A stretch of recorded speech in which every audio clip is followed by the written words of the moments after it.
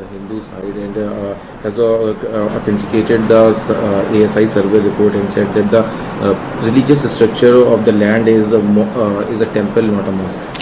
Yeah, as far as the Bhoshala case is concerned, we are of the view that Muslims are already offering namaz inside the mosque from a very long period.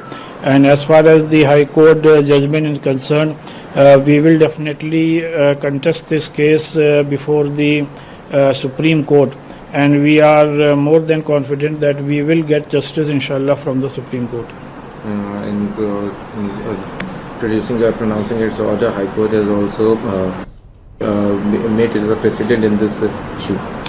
My personal view is that as far as the Ayodhya case is concerned, there is no connection between the Ayodhya case and the Bhoshala case, and we have contested that case also in the higher courts, and we will contest this case also before the Supreme Court. As far as the legal formality is concerned, we are much more confident that we will get justice from the Supreme Court. Khalid Rashid को आप सुन रहे थे और अब देखिए supreme court की ही बात यहां पर की जा रही है और सुप्रीम कोर्ट जाने की बात हो रही है और साथ ही कई सारी याचिकाएं हैं और जिनका जिक्र किया जा रहा था, अब उसको भी लेकर अपनी बात लोग कहते नजर आए। शेख रुस्तम हमारे साथ जुड़े हुए। शेख रुस्तम जी क्या कहेंगे? शेख रुस्तम जी, गवर्नमेंट के सामने भी तो एक पेशकश है, रख सकते हैं आप, उसको लेकर कोई विचार करेंगे? पूजा जी देखिए, इस मामले में मैं प्रत्यक्ष तौर पर पक्षकार नहीं हूं, इसलिए इसका फैसला मुस्लिम पक्ष को ही करना है जो इससे प्रत्यक्ष तौर पर जुड़े हुए हैं। लेकिन मेरा अपना नजरिया है कि इस तरह की पेशकश हमारे लिए कोई महत्व नहीं रखती है और ना ही इसकी आवश्यकता है।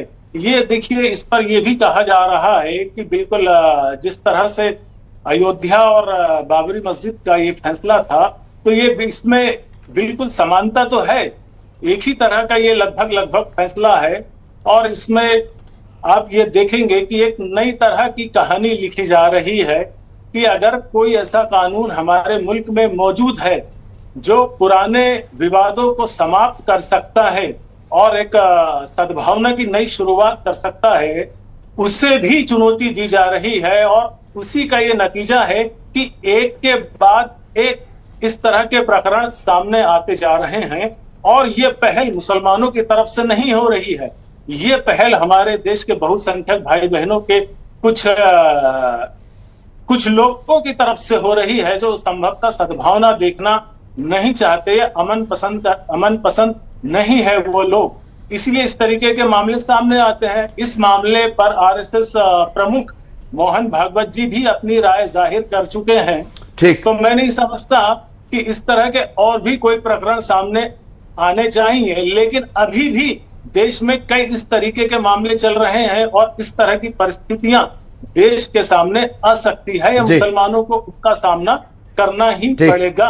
लेकिन हाँ, न्याय प्रक्रिया में हमारा पूरा भरोसा है, उसका रास्ता जरूर। ठीक है, कुछ रिएक्शंस आ रहे हैं शेख रुस्तम जी, वो सुना देते हैं दर्शकों को। न्यायालय के इस फैसले का स्वागत करता है, अभिनंदन करता है, जिसमें कि धार की गौशाला में बाग देवी मंदिर का निर्णय सुनाया गया है। हमको पहले ही अंदेशा था क्योंकि उस स्थान पर मां सरस्वती की बाग देवी की प्रतिमा स्थापित थी और पहले से वो मंदिर था। मुगलों द्वारा, आताताइयों द्वारा उस स्थान को। देखिए, माननीय न्यायालय का फैसला बहुत ही सराहनीय है और न्यायालय ने तथ्यों के आधार पर, सबूतों के आधार पर फैसला दिया है। हिंदू पक्ष और मुस्लिम पक्ष को सुनने के बाद में न्यायालय ने ऐतिहासिक निर्णय दिया है और ये फैसला हिंदू पक्ष के उसमें आया है। तो हम भी माननीय न्यायालय इलाहाबाद हाईकोर्ट में इसी को आधार बनाते हुए कृष्ण जन्मभूमि मंदिर के प्रकरण में वहां जमा करेंगे, क्योंकि वहां पर न्यायालय ने वर्शिप एक्ट को प्रभावी नहीं माना है, एएसआई की रिपोर्ट पर फैसला दिया है। तो इन सभी तथ्यों को देखते हुए कृष्ण जन्मभूमि और जो काशी का मुद्दा चल रहा है, इस पूरे प्रकरण पर इसका असर पड़ेगा, क्योंकि जैसे न्यायालय ने वहां फैसला दिया है उसी को आधार मानकर हम उसको ऑर्डर को यहाँ लगाएंगे। और हमें पूरी उम्मीद है जिस प्रकार अयोध्या में भगवान श्री राम का दरबार सजा है, उसी प्रकार काशी और मथुरा में भी हिंदू पक्ष की जीत होगी और वहां पर भगवान श्री कृष्ण का भव्य और दिव्य मंदिर बनेगा। मैं आपकी सम्मानित एजेंसी के जरिए ये बताना दूं कि देश के मुसलमानों को ये पता होना चाहिए कि उसके अंदर सिर्फ जुमे की नमाज होती थी, बाकी दिनों में मूर्तियां रखी रहती थी, पूजा होती थी, मंगल को एक बड़ी पूजा होती थी। और इस्लाम ऐसी डिस्प्यूटेड जगह पर जहां पर विवाद हो नमाज को स्वीकार नहीं करता। लेकिन अना की लड़ाई थी, लोग लड़ रहे थे, हाई कोर्ट ने आज फैसला दे दिया। हमको इसे अपने दिल से स्वीकार कर लेना चाहिए। बल्कि मैं तो ये कहूंगा जिस तरह से बाबरी मस्जिद के फैसले को तस्लीम किया और अपना दिल बड़ा करते हुए भोजशाला को अपने गैर मुस्लिम भाइयों के हवाले कर देना चाहिए, क्योंकि नमाज सिर्फ जुमे की होती थी, बाकी टाइम उसमें मौला मस्जिद आप कहते हैं उसमें नमाज नहीं होती थी भोजशाला के अंदर।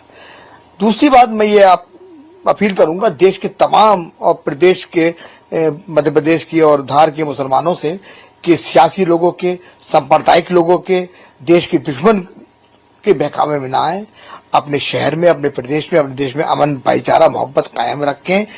और अगर उन्हें कोई लड़ाई लड़नी ही है तो कानूनी लड़ाई लड़ें। ये हाई कोर्ट का फैसला है, आप सुप्रीम कोर्ट चले जाएं, लेकिन सियासत के बहकावे में आकर कानून हाथ में ना लें।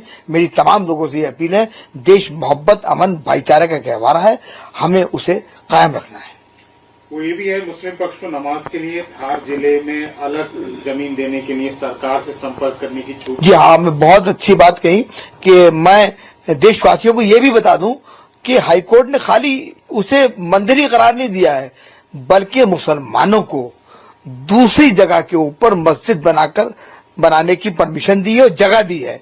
हम इस फैसले का सम्मान करते हैं और तमाम धार के मुसलमानों से अपील करते हैं कि जो जगह मिली है सरकार से संपर्क करने की छूट दी है उन्होंने। बिल्कुल सरकार से संपर्क करें जो है, और कानून, मैं बार बार कह रहा हूँ, कानून हाथ में ना लें, बस अमन मोहब्बत भाईचारा रखें और उस जगह के ऊपर अपने जहां जो जगह मिली वहां मस्जिद बनाएं और अपने 5 वक्त की नमाज पढ़ें। 1 वक्त की नमाज जुमे की नमाज से होती थी, अब 5 वक्त की नमाज पढ़ें, जुमा भी पढ़ें।